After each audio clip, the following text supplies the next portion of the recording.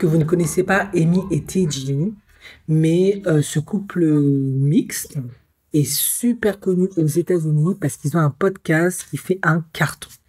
Alors, ce qui est très intéressant, c'est qu'avant d'être un couple, ils étaient collègues. Donc, ils travaillaient tout le temps ensemble, ils étaient amis, ils se tapaient des barres, mais ils avaient ce podcast qui touchait des millions et des millions d'Américains à travers les États-Unis.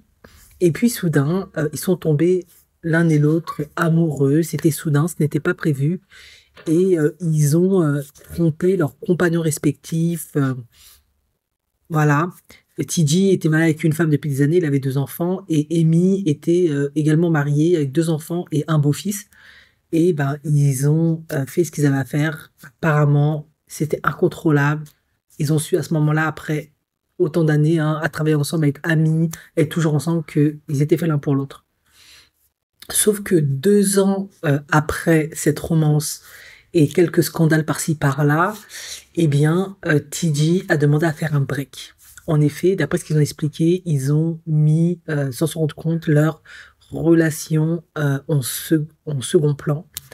Et ils ont mis tout, le travail, la famille, les amis, les enfants, en priorité, et leur relation est devenue secondaire.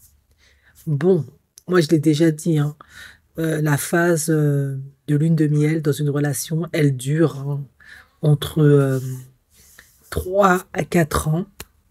Et après, on rentre dans la phase de consolidation. Donc forcément, quand on est marié depuis un certain nombre d'années avec son mari ou sa femme, excusez-moi, on rentre dans la routine. Métro, boulot, dodo, voilà.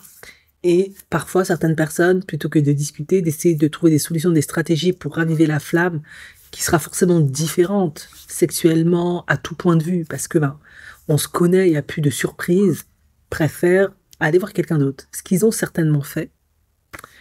Ben voilà, la phase de lune de miel est terminée. Maintenant, en 2 ans, ils ont vécu tout un tas de choses romantiques, passionnées, du sexe, on veut tu en vas là, on se cache pour faire nos bails, ou pour se faire attraper, oh c'est la grosse crise, ou les premiers émois de la passion amoureuse. Et maintenant, bah, la lune de miel est terminée.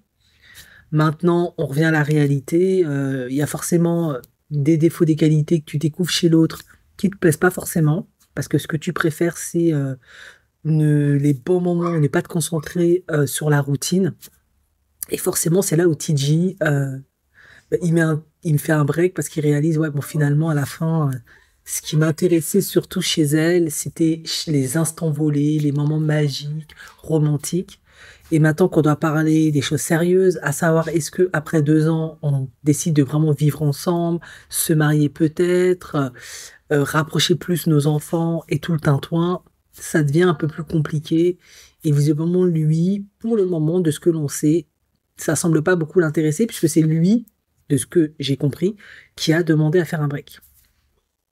Donc, pour le moment, c'est un peu fini entre eux, mais ce n'est pas surprenant parce que souvent, beaucoup d'infidélités finissent comme ça. Les infidélités, c'est là pour ne pas faire face à d'éventuels problèmes dans un couple, de la réalité qui sont trop douloureuses, trop pesantes, trop, voilà. On préfère s'échapper du laps d'un instant avec quelqu'un d'autre en se persuadant que c'est différent. On recherche du romantisme. Parce que c'est difficile d'accepter que le romantisme ne sera plus le même qu'au début, quand on s'est connu. Maintenant, il faudra le créer, il faudra faire un travail. Et beaucoup de gens, ils n'ont pas envie, ça les saoule, c'est trop chiant. Donc, pour le moment, la phase de lune de miel est terminée. On verra s'ils se remettent ensemble et ils décident maintenant d'aller dans du concret, du sérieux, du dur, de vraiment discuter de l'avenir de cette relation, de ce qu'ils veulent, de ce qu'ils en attendent, pardon. On verra.